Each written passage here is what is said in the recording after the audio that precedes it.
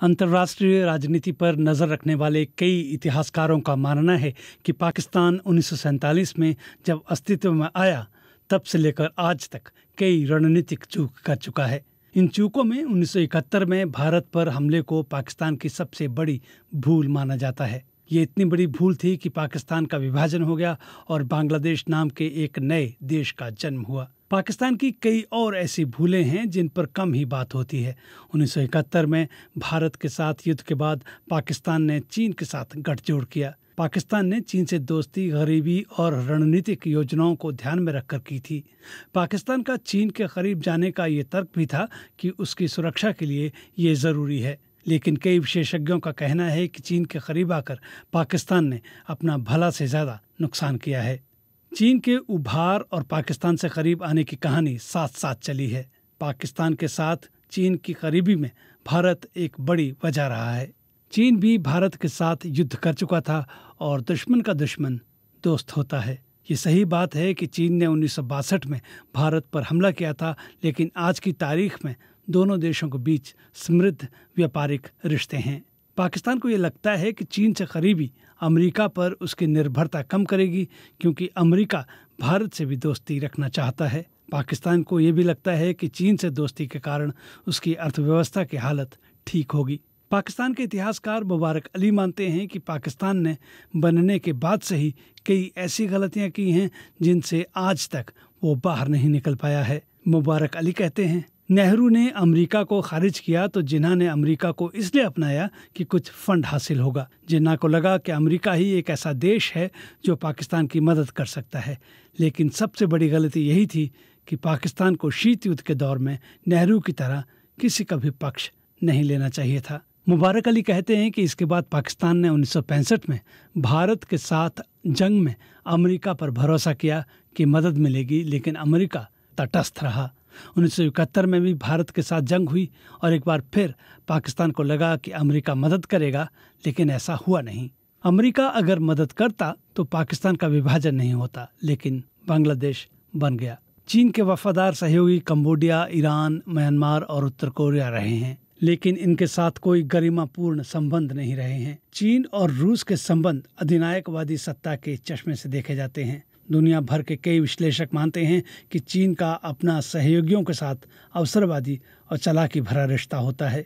चीन से पाकिस्तान को जो आर्थिक मदद मिली है उसकी भारी कीमतों से चुकानी पड़ी है। पाकिस्तान ने चाइना पाकिस्तान इकोनॉमिक कॉरिडोर यानी CPEC परियोजना के तहत $60 अरब का निवेश किया है, लेकिन इसकी बड़ी रकम कर्ज के तौर पर है, जिस पर उसे 7% ब्याज देना है। संभव है कि पाकिस्तान इन कर्जों को चुकाने में खुद को असमर्थ पाए। श्रीलंका में चीन ने इतना निवेश किया कि श्रीलंका ने कर्ज चुकाने में खुद को असमर्थ पाया और अंततः उसे कर्ज के बदले 99 सालों की लीज पर हम्बनटोटा पोर्ट ही सौंपना पड़ा। इसी तरह की आशंका पाकिस्तान के साथ जताई जा रही है। अब श्रीलंका की सरकार को उन गलतियों का एहसास हो रहा है और वो पिछली सरकारों की तरह गलतियां करने से बच रहे हैं। मुबारक अली मानते हैं कि पाकिस्तान ने अमेरिका पर भरोसा किया, लेकिन वहां से कुछ नहीं मिला।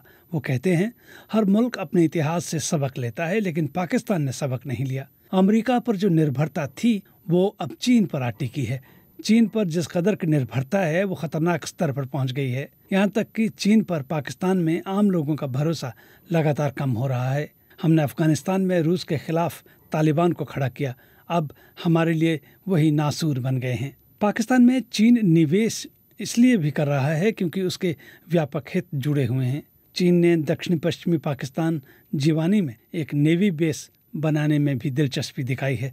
जीवानी ग्वादर पोर्ट से 80 किलोमीटर दूर है। ये ईरान की सीमा से महज 15 मील की दूरी पर है और यह महज संयोग नहीं है कि ईरानी पोर्ट चाबहार को भारत, ईरान और अफगानिस्तान मिलकर विकसित कर रहे हैं। जीवानी और चाबहार की दूरी एक पत्थर फेंकने भर की है। जीवानी बेस चीन ने बना दिया तो वहाँ चीनी नेवी के पोत फारस की खाड़ी और हिंद महासागर में आसानी से आवाजाही कर सकेंगे। पाकिस्तान में चीन की सैन्य मौजूदगी खुद पाकिस्तान के हक में नहीं है। कहा जाता है कि इससे पाकिस्तान की संप्रभुता भी खतरे में पड़ सकती है। अगर पाकिस्तानी जमीन पर चीन की सेना मौजूद रहती है तो चीन और भारत से टकराव की स्थिति में पाकिस्तान भी टारगेट रहेगा। उत्तरी पश्चिमी पाकिस्तान में चीन की बढ़ती दिलचस्पी से भारत पहले से ही सतर्क रहा है। ईरान में अगर चाबहार पोर्ट भारत विकसित कर लेता है तो अफगानिस्तान और मध्य एशिया में एंट्री आसान हो जाएगी। जाहिर है पाकिस्तान में चीन की बढ़ती मौजूदगी से इलाके में टकराव की आशंका बढ़ेगी। पाकिस्तान चाहता है कि वो एक साथ चीन और अमेरिका दोनों को साधे, लेकिन ऐसा मुमकिन नहीं है। पाकिस्तान से अमेरिका का हित अफगानिस्तान में तालिबान को ख़त्म करने से जुड़ा था, लेकिन ये संभव नहीं हो पा रहा। ट्रंप प्रशासन के आने के बाद पाकिस्तान पर अमेरिका का भरोसा और कम हुआ है। अमेरिका अफगानिस्तान में तालिबान का समर्थन देने के आरोप पाकिस्तान पर लगाता रहा है। इसी को देखते हुए अमेरिका ने पाकिस्तान की आर्थिक और सैन्य मदद पूरी तरह से बंद कर दी है। अमेरिका पाकिस्तान को हर साल करीब 1.3 अरब डॉलर की मदद देता था, लेकिन हाल के सालों में भारत ने अंतर्राष्ट्रीय मंचों पर पाकिस्तान को चीन के साथ करीबी दोस्ती के बावजूद अलग थलग करने में थोड़ी बहुत कामयाबी हासिल की है। पिछले दशक से भारत और अमेरिका के संबंध इस मुकाम पर हैं कि अगर भारत और पाकिस्तान में कोई टकराव की स्थिति बनती है तो भारत अमेरिका से मदद मांग सकता है, लेकिन पाकिस्तान अभी ऐसी स्थिति में नहीं है। हाल ही में संयुक्त राष्ट्र के मानवाधिकार परिषद ने चीन में उइगर मुसलमानों के अत्याचार पर बयान जारी किया तो लगभग सभी मुस्लिम देशों ने चीन का समर्थन किया और कहा कि आतंकवाद के खिलाफ चीन का ये जरूरी कदम है। इनमें पाकिस्तान भी शामिल था। इमरान खान का अमेरिका दौरा और ट्रंप से मुलाकात इसी उम्मीद पर थी कि पाकिस्तान अमेरिका के साथ अपने संबंधों को पुनर्जीवित कर सकेगा।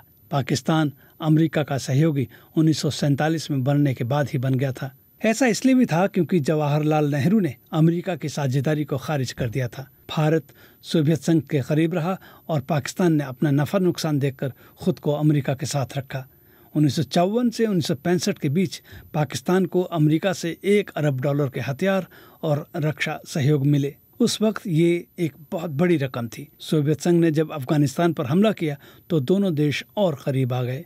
इसराइल और मिस्र के बाद पाकिस्तान अमेरिका की मदद पाने वाला तीसरा सबसे बड़ा देश बन गया था। अमेरिका और पाकिस्तान में इतना कुछ होने के बावजूद ये अविश्वास कैसे बढ़ा? 1955 में पाकिस्तान ने सेंट्रल ट्रीटी ऑर्गेनाइजेशन यानी सेंटो ज्वाइन किया था। अमेरिका के तत्कालीन राष्ट्रपति आइजनहावर ने नेटो की तर्ज पर इसका गठन किया था। पाकिस्तान और भारत में 1965 और 1971 में जब युद्ध हुए तो पाकिस्तान ने अमेरिका से मदद मांगी, लेकिन अमेरिका ने खुद को तटस्थ रखा। पाकिस्तान के नेताओं को लगा कि ये धोखा है। इसके बाद से ही दोनों देशों में कड़वाहट बढ़ने लगी। पाकिस्तान की परमाणु महत्वाकांक्षा ने भी अमेरिका से कड़वाहट बढ़ाने में भूमिका निभाई। पाकिस्तान ने 1955 में ही परमाणु कार्यक्रम शुरू कर दिया था और वो आइजनहावर प्रशासन में शांति के लिए परमाणु कार्यक्रम में शामिल हुआ था। एक दशक बाद पाकिस्तान ने अमेरिका की मदद से पहले परमाणु रिएक्टर की स्थापना की। पाकिस्तान ने अपनी महत्वाकांक्षा छुपाए रखी कि वो परमाणु हथियार हासिल करना चाहता है, लेकिन 1965 में सब कुछ बदल गया। इसी साल पाकिस्तानी नेता जुल्फिकार अली भुट्टो ने घोषणा की और कहा, अगर भारत बम बनाता है तो भले ही हमें घास खानी पड़े, भूखा रहना पड़े, हम भी बम बनाएंगे। हम लोगों के पास और कोई विकल्प नहीं रहेगा। अब पाकिस्तान ने परमाणु बम बना लिया है, लेकिन अफगानिस्तान से तालिबान खत्म नहीं हुआ है। यहाँ तक कि ओसामा बिन लादेन को भी अमेरिका ने पाकिस्तान में ही पकड़ा। आज पाकिस्तान अपने बनने के बाद से सबसे बड़े आर्थिक संकट से जूझ रहा है, लेकिन ना उसे उबारने के लिए अमेरिका आगे आ रहा है और ना ही उसका सदाबहार दोस्त चीन।